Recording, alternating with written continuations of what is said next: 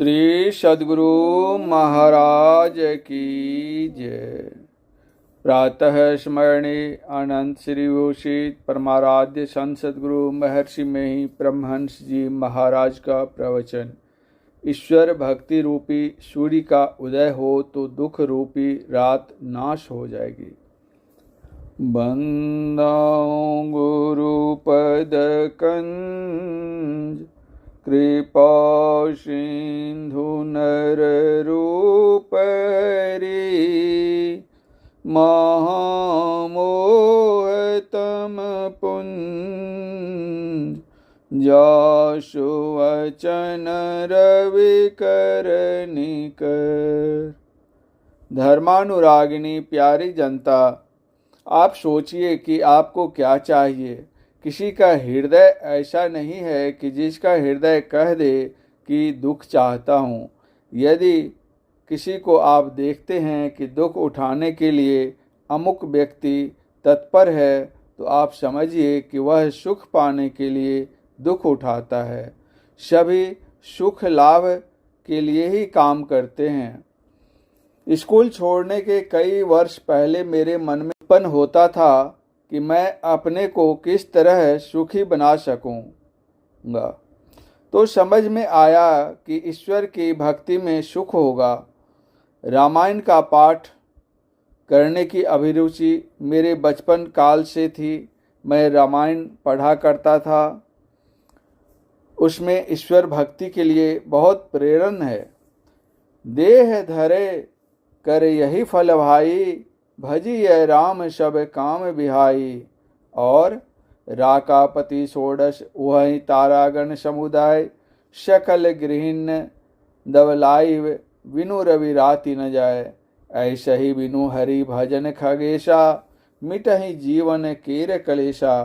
अर्थात ईश्वर भक्ति रूपी सूर्य का उदय हो तो दुख रूपी रात का नाश हो जाएगा। मैं पहले सोचा करता था कि क्या मुझसे परमात्मा भक्ति सध सकेगी, तो कभी पैर ढीला होता था और कभी बल मिलता था। मेरे कई गुरु हुए। मैं जिज्ञासु होकर कईयों के यहाँ गया। सबसे ईश्वर भक्ति की प्रेरणा मिली। कहीं बाहर की भक्ति और कहीं भीतर की भक्ति करने का उपदेश मिला।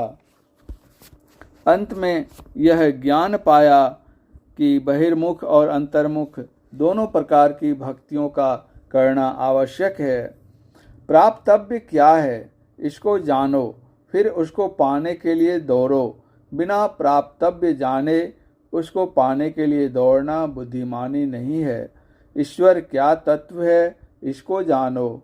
मैं पहले जानता था कि राम ईश्वर है, शिव ईश्वर है। रामायण पढ़ने से राम और शिव दोनों को ईश्वर जानते थे। घर में भगवती की पूजा होती थी तो उनको भी देवी मानता था। फिर गणपत्य और सौर भक्त को भी जानो। फिर समझा कि नरसिंह रूप, क्षीर समुद्रवासी, साकेतवासी, दशावतारी सभी रूप उन्हीं ईश्वर के हैं, ऐसा सुना और कहीं कहीं ऐसा पढ़ा भी। गणेश, शिव, सूर्य, विष्णु, दुर्गादि देवियां तथा संपूर्ण चराचर एक ईश्वर के ही रूप हैं, ऐसा भी पढ़ा और सुना है। ईश्वर संबंधी इस ज्ञान पर सहज ही प्रश्न होता है कि ये सभी रूप जिनके वे स्वयं अपने कैसे, उनका स्वरूप कैसा है, वह एक अनेक रूपों में है, वह कैसा है, वह कितना बड़ा है अथवा कितना छोटा है, इसको जानने के लिए उत्सुकता आती है। होते होते ऐसे लोगों से भी भेंट हुई जिन्होंने कहा कि किस ख्याल में तुम हो, जिसको लोग ईश्वर कहते हैं वह है ही नहीं है। किंतु इस बात का विश्वास मुझे कभी नहीं हुआ। ईश्वर की स्थिति पर आक्षेपात्मक कितने ही प्रश्न उनके हुआ करते थे जिनका उत्तर देना कठिन होता था, किंतु वे मेरे विश्वास को डिगा नहीं सके। कैवल्य शास्त्र नाम की एक पुस्तक मैंने पढ़ी, जिसमें है कि एक आदि तत्व ऐसा है जो अनादि अनंत है। गोस्वामी तुलसीदास जी की रामायण की चौपाई याद आती है। व्यापक व्याप्य अखंड अनंता, अखिल अमोघ शक्ति भगवंता।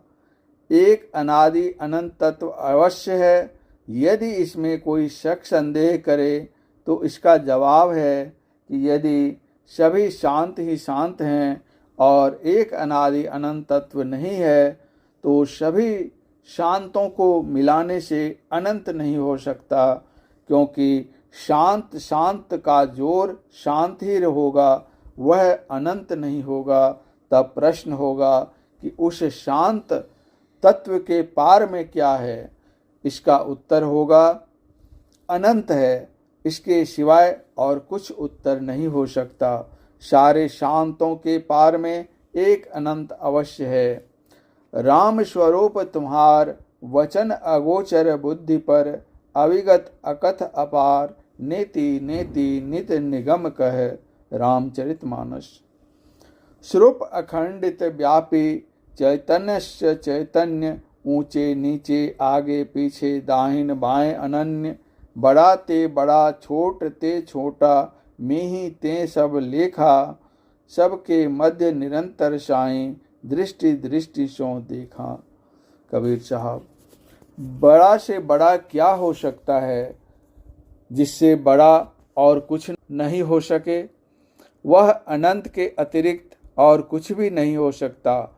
एक अनंत तत्व की स्थिति अवश्य है, यह बात बुद्धि के ग्रहण में आती है। अलख अपार अगम अगोचरी, नातिषु काल न कर्मा। जाति अजाति अजोनि संभव, नातिषु भाव न भरमा।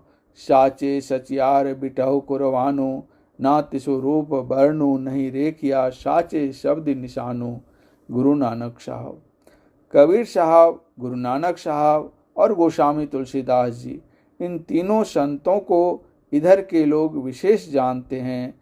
ये तीनों संत कहते हैं कि एक अनादि अनंत तत्व अवश्य है। परम पूज्य गुरुदेव का यह प्रवचन पूर्णिया जिला के श्री संतमत सत्संग मंदिर सिकलीगढ़ धरहरा में दिनांक 25/11/1955 ईस्वी को अपराह्नकालीन सत्संग में हुआ था। श्री सद्गुरु महाराज की जय।